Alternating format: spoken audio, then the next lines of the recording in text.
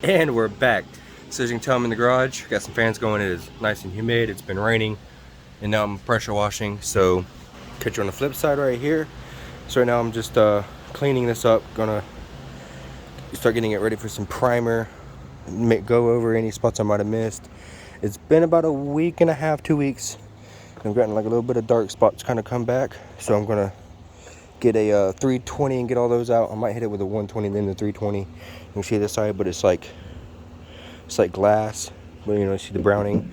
So we're gonna get rid of all this. We're gonna get a self-etching coated primer through everything that's metal. We're gonna get it real dry, give it a tar and wax remover bath, yada yada. I'm about to grab my leaf blower and blow it dry right now. So it's coming together. Rear bumper still got to technically come off. No biggie. I want to clean those out a little bit more. But the jams, as far as the door jams go, I was testing some white, so I was thinking about painting it white at first. But I was like, you know what, I already got the white car, and I had ordered the green paint for it, which I'm pretty sure I've showed you guys. So I got to go ahead and it's kind of humid, so well, I guess it don't matter because it's behind the door panel. But the day I done it was a little humid, and it kind of bubbled a little bit on me in a few places. Like this came out all right. It's just from where I was cleaning it. But so all this is going to be sanded all out. I'm going to tape off the dash a little bit better, and probably the windshield because I don't want to clean over spray off of the windshield. I'm going to get this rubber piece pulled off or taped up really well, and same thing with this. I do want to paint this inside piece. I feel like this piece is forgot a lot whenever people paint cars, but I think I'm just going to hit this with some black and call it a day, because it'll match, you know, everything else that's pretty much black trim. It's just this one little piece of metal right here. That's the color of the car, and same thing with like this here. See, a lot of people forget about this piece of metal here, so we'll probably paint that black. You see I fucked up over here, get some overspray, so definitely gotta pull this off and do better on that. That side we haven't touched yet. I just pulled off and cleaned this and I just went through it, sanded it. I don't know if you can quite tell. Went through and sanded it. So I'm about to clean it again, and then we'll vacuum all this out, get this dry again, so it's not creating any humidity. Bumper feels all right.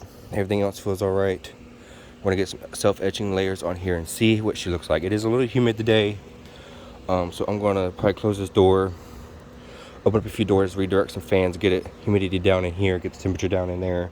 I'm gonna have a dehumidifier going already, working on that. But for the most part, we are ready to sand. Yeah, it feels really good. So, and obviously once this is all done, we still got, I just went and brought some cheap, oh yeah, shout out to my $130, I guess, pressure washer there. Sorry for the noise. Oh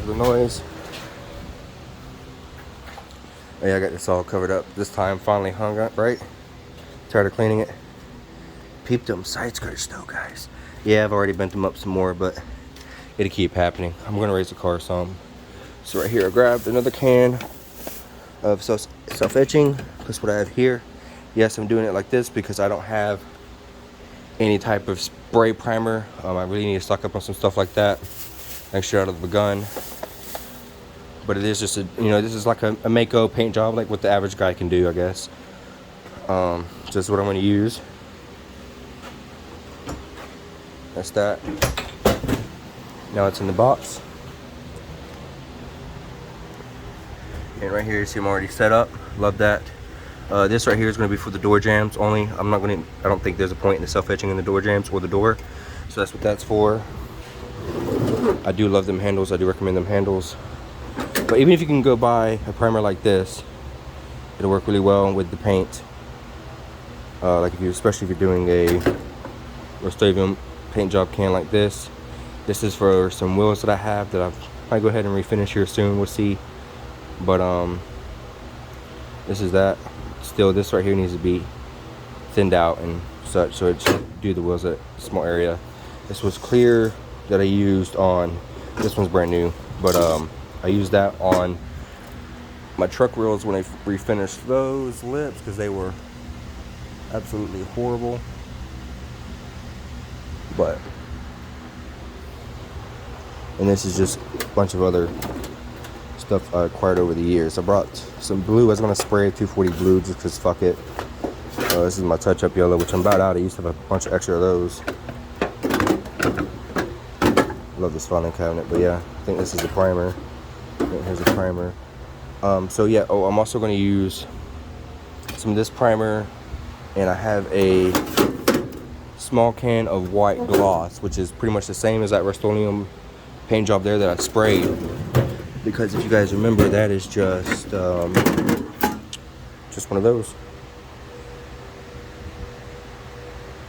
And it's just a gloss white, and that's what that car is. No clear coat, no wet sanding, nothing. Just sprayed it and called it a day. But I actually used a gallon jug, which I don't even see my gallon jug right now, guys. It might have been, oh, it's this one right here.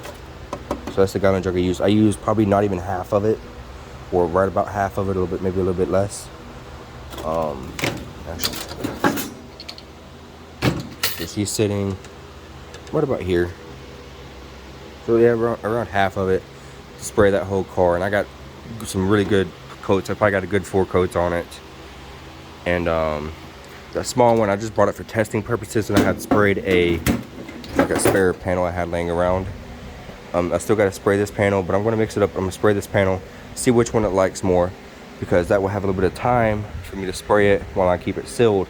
So I will quickly prep the jams for the doors in the trunk, and I will spray all of that under the trunk, everything.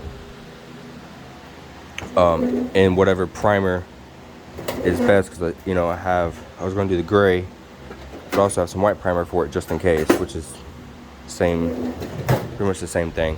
That primer is what repaired body spots on this car, and it has obviously been perfectly fine. It's been 2 years since I painted it. I don't have any complaints. So that's that for now. Obviously, yeah, we're gonna be using the cans and stuff and painting that fiberglass hood white, but we'll make a video and get to that later. For right now, it's a Civic, guys. So let's get this thing. I'm gonna get this thing dried off with a leaf blower. I'm gonna hand dry it. I have a little bag of clothes, like old clothes that we have accumulated over the years instead of throwing them out.